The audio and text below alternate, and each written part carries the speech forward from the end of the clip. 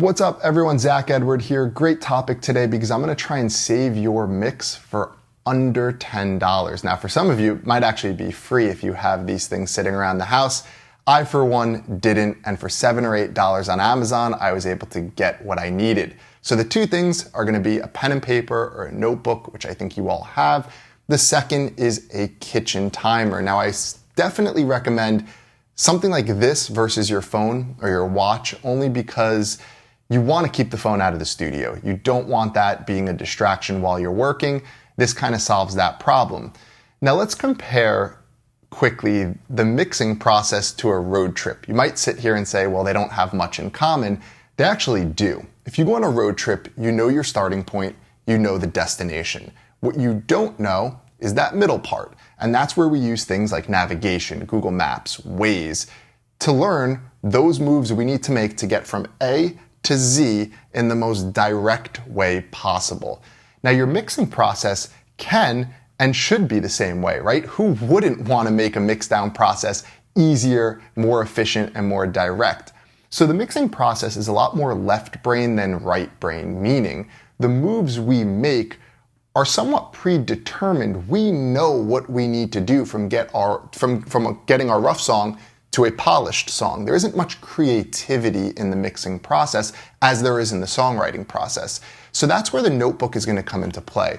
When I start the mixing process, the first thing I'm going to do is listen to my song and compare it to a reference track, something that is professional quality sound. And I'm going to write everything I hear that I would need to do to get from A to Z. So maybe I'm comparing the songs and I realize my drums, the levels are completely off. The kick isn't punchy enough. The clap is too loud. The hi-hats aren't bright enough. I'm writing these notes down and I'll do this for the whole track. Go into my leads, go into my vocal. How's that cutting through? And ideally I have maybe a list of 20 or 30 things to start with. Now where the timer comes into play is I'm going to put an appropriate amount of time for each of those tasks. Why?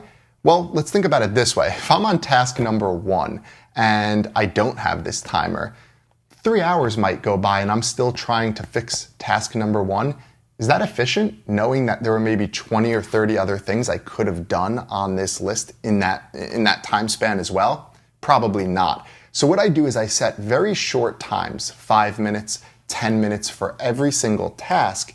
And what that will do is after that time expires, it's going to basically let me know, okay, you either move on and come back to this task later, or maybe if I'm close to something, all right, 5 more minutes and I could finish it, but this will never allow one task to eat up that much time. It's going to keep the mix down process moving. It's also going to help you accomplish stuff and get things done in the mix so that you keep inching towards that finished, polished sound.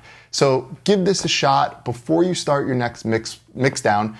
Write everything that you hear. Write your moves down and only work off this list. If something is not written, I won't do it until it is written. So if you go through your list the first time, maybe you do finish all 15 to 20 things you wrote, there's nothing stopping you from listening to your song again and creating a new list. See if there's new things that you still need to tweak. You can continue to do this, but the cool thing is every time you kind of circle back and finish one of these lists, there's going to be less and less things that you write down that you need to fix. So this should help the mixing process. It should help you finish more music and get to that end result a hell of a lot quicker. So I hope this helped. If you did like it, click the like button. Be sure to subscribe as well because we have plenty more videos coming, and I'll catch you in those future episodes.